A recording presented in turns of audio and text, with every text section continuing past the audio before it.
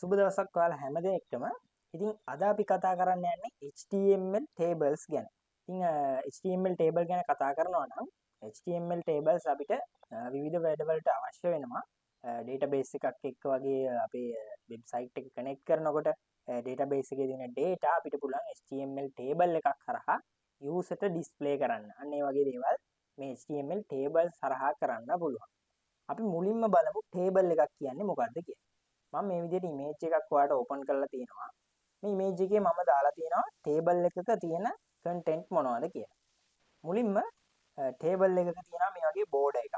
අපිට මේකට කියනවා අපි border එක කියලා. මේ table data වෙන් කරගන්න අපි මේ border එක පාවිච්චි කරනවා.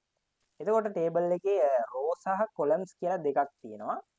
මේ තිරස් අතර තියෙන rows ඒ වගේම සිරස් අතර තියෙන්නේ columns. ඔයාලට බලා ගන්න පුළුවන්. ඒ වගේම table එක උඩින්ම තියෙන්නේ table headers. ඊට පස්සේ අනිත් කොටු වල දාලා තියෙනවා table data. ඔය විදිහට table එකක් හඳුන්වන්න පුළුවන්. හරි. අපි බලමු කොහොමද HTML වලදී table එකක් දාගන්නේ කියලා. HTML වලදී table එකක් දාගන්න නම් අපිට අවශ්‍ය වෙනවා table tag එක. මම මේ විදිහට table පටන් ගත්තා. ඒ වගේම table close කරා. මෙන්න මේ විදිහට tags දෙක දාගන්නවා. ඊට පස්සේ මේ table එක ඇතුළට එනවා. දැන් අපි table එකක් හදලා තියෙනවා. ඊට පස්සේ මේ table එක ඇතුලේ මම ඔයාලට කිව්වා table rows තියෙනවා කියලා. අපිට table data එකක් දාන්න නම් අනිවාර්යයෙන්ම table row එකක් හදා ගන්න ඕනේ. table row එකේ tag එක තමයි tr කියන tag එක. මේකට closing tag එකක් තියෙනවා close tr. ඔන්න table row එකක් හැදුවා. ඔයා දැක්කා table එකක මුලින්ම තියෙන table headers. අපි එහෙනම් table head එකක් දාමු මෙතන th විදිහට th පටන් ගත්තා. ඒ වගේම th close කරා. th පටන් ගත්තා th close කරා. අපි නම ඒ වගේම වයස දාන්න පොඩි table එකක් හදමු. මම මුලින්ම name කියලා මේකේ type කරගන්නවා. හරි. ඊට පස්සේ මේක refresh කරලා බලමු. මෙන්න ඇවිල්ලා තියෙනවා name කියලා. හරි. තාම table එක හදලා ඉවර නෑ. අපි ඉස්සරහට හදාගෙන යමු. ඊට පස්සේ දෙවනි දැන් මේ පළවෙනි row එක ඒ වගේම දෙවනි table header එක මම දානවා th ඒ වගේම close th අපි දාමු name age ඒ වගේම අපි දාමු තවත් table header එකක් country කියලා. ඔන්න ඔය විදිහට. දැන් name age country කියලා ඇවිල්ලා තියෙනවා අපේ headers තුන. ඊට පස්සේ මේ row එක මෙතනින් පටන් අරන් මෙතනින් ඉවර වෙනවා. ඊට පස්සේ අපිට අවශ්‍යයි මෙන්න මේ table එකේ table data දාන්න. table data දාන්න නම් table data තියෙන්නේ table row එකකමයි. ඒ හින්දා table row එකක් අපිට හදාගන්න සිද්ධ වෙනවා මෙන්න මේ විදිහට. ඊට පස්සේ table row එක ඇතුලේ table data නම් td කියන tag එක අපි පාවිච්චි කරනවා close td. ඔන්න ඔකෙන් පුළුවන් table data දාන්න. ඉතින් පළවෙනි table header එක තමයි name කියන එක. මම දෙනවා කමල් කියලා name එකක්.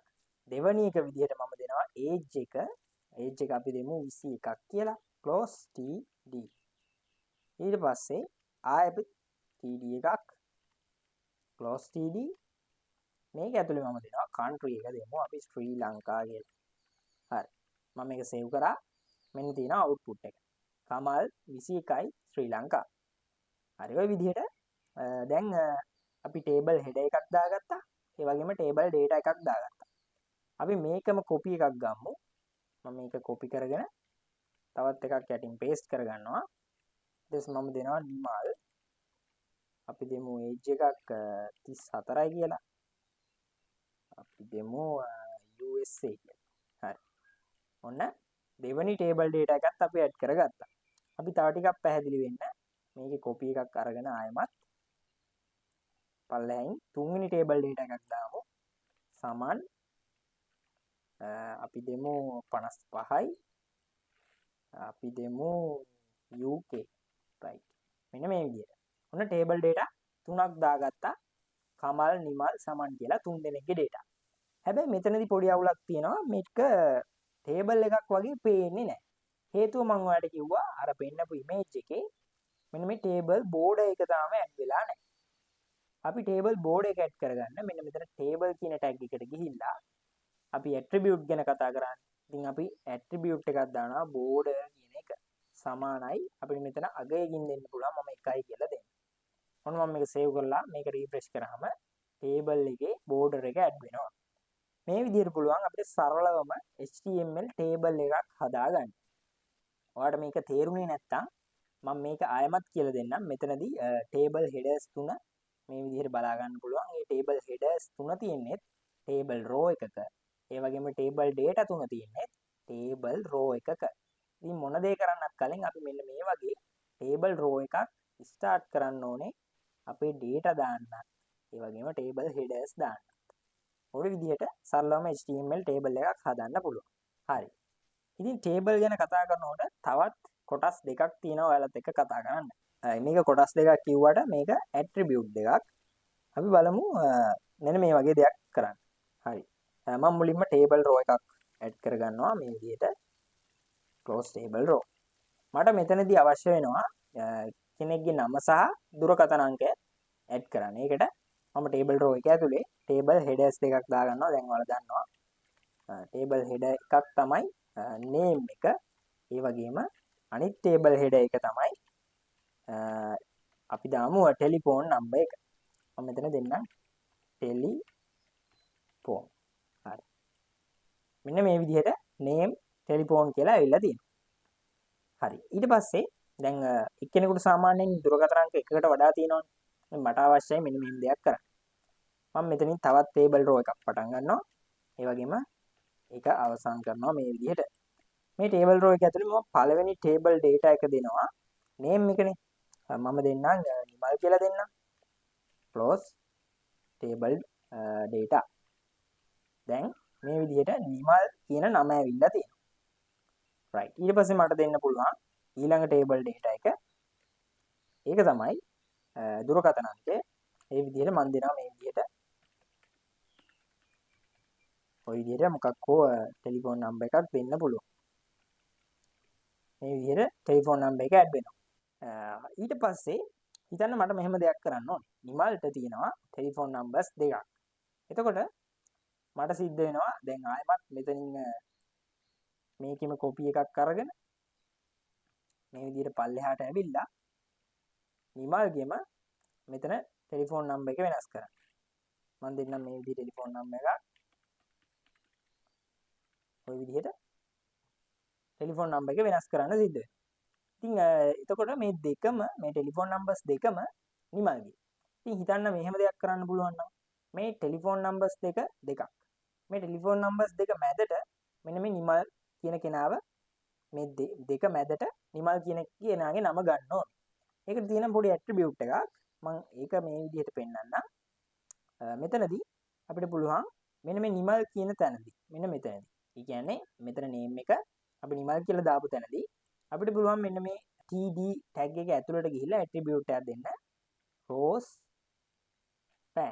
rowspan කියන ඇට්‍රිබියුට් එක දෙන්න. මේ rowspan එකේදී වෙන්නේ අපි ඉගෙන ගත්තා row සහ columns කියලා දෙකක් මේකේ තියෙනවා කියලා. rowspan වෙනවා පල්ලෙහාට. අපි දෙමු rowspan වෙන්නේ කියලා දෙකක්.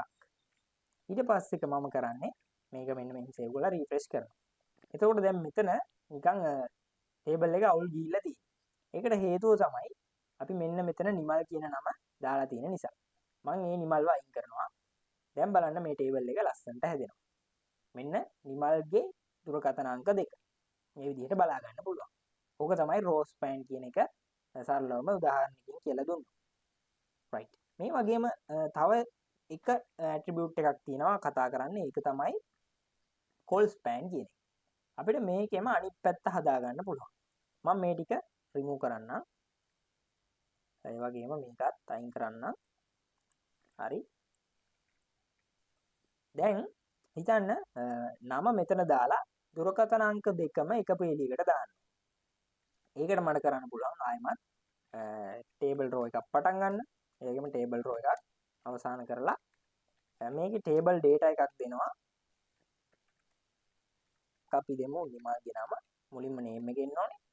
ඒ වගේම ආයෙ ටේබල් ඩේටා එකක් එන්න ඕනේ. මොකද්ද? ටෙලිෆෝන් නම්බර එක. මේ විදිහට close table data. හරි. මේ විදිහට. ඊට පස්සේ මට ඕනේ මෙන්න මේ ටෙලිෆෝන් නම්බර් එකම මීට එහා පැත්තෙන් දාන්න. ඉතින් ඒකට මට පුළුවන් මෙහෙම පල්ලෙහාට ඇවිල්ලා ටේබල් data කියන දාලා මෙතනින් තව ටෙලිෆෝන් නම්බර් එකක් දෙන්න. මේ විදිහට ඊට පස්සේ close table data. දැන් මෙහෙම දුන්නොත් හරියයිද? එතකොට ඔයාලට බලා ගන්න පුළුවන් මෙතනදී ටෙලිෆෝන් කියන එක අපිට තව එක කොලම් එකක් එහා පැත්තට පයින්න ඕනේ. අන්න ඒකට සිද්ධ වෙනවා අපිට මෙන්න මෙතන ටෙලිෆෝන් කියන එක ටෙලිෆෝන් කියන ටේබල් හෙඩර් එකට ඇවිල්ලා අපිට දෙන්න call span කියන ඇට්‍රිබියුට් එක දෙන්න. මම දෙනවා දෙකක් කියලා. ඔන්න මම මේක සේව් කරනවා. එතකොට ටෙලිෆෝන් කියන එක කොලම්ස් දෙකක් එහාට ස්පෑන් වුණා. මේකේ තේරුම තමයි කොලම්ස් දෙකක් එහාට ස්පෑන් වෙන එක. අපි කලින් කතා කරපු උදාහරණයේ තේරුම තමයි රෝස් දෙකක් යටට ස්පෑන් වෙන එක. ඉතින් call span, row span ගැන අපි කතා කරා. ඒ වගේම ටේබල් එකක් දාන්න විදිය කතා කරා. ඒ වගේම ඔයාලට පුළුවන් මේ ටේබල් එකට caption එකක් දෙන්න. මේ ටේබල් එක ඇතුළට ඇවිල්ලා මට පුළුවන් caption කියන tag එක type කරගන්න close caption. මේ විදිහට. caption එක ඇතුළේ අපිට දැන් පුළුවන් මොකක් හරි අපි දෙමු personal details මේ විදිහට. දැන් බලන්න මේ caption එක table එකේ උඩින්ම display වෙනවා. ඉතින් අපි අර කලින් lessons වලදී කතා කරපු attributes මේකට පාවිච්චි කරන්න පුළුවන් මේ table වලදී. මට පුළුවන් මේ table එකටම ඕන bg color එකක් දාන්න. අපි කතා කරා bg color attribute එක ගැන. මම දෙන්නම් yellow කියලා. එතකොට මේ table එකම yellow වෙනවා. ওই විදිහට ඔයාලා try කරලා බලන්න පුළුවන්. මම කලින් lesson වලදී කියලා දුන්න attributes. ඒ වගේම අපිට මේ එක එක table data වලටත් bg colors දාන්න පුළුවන්. මෙතන අපි දෙමු green කියලා. එතකොට මේක green වෙනවා. ඔය විදිහට අපිට try කරලා බලන්න පුළුවන් එක එක attributes දාලා ලස්සන table එකක් ඔයාටම design කරගන්න පුළුවන්. මම ඔයාට කොහොම tags ගැන කියලා දීලා තියෙනවා. ඉතින් ඊළඟ lesson එකකින් අපි HTML forms ගැන කතා කරනවා. මේකත් ගොඩක් වැදගත් කොටසක්. ඒ නිසා අපි ඊළඟ වීඩියෝ එකකින් ඉක්මනටම හම්බෙමු.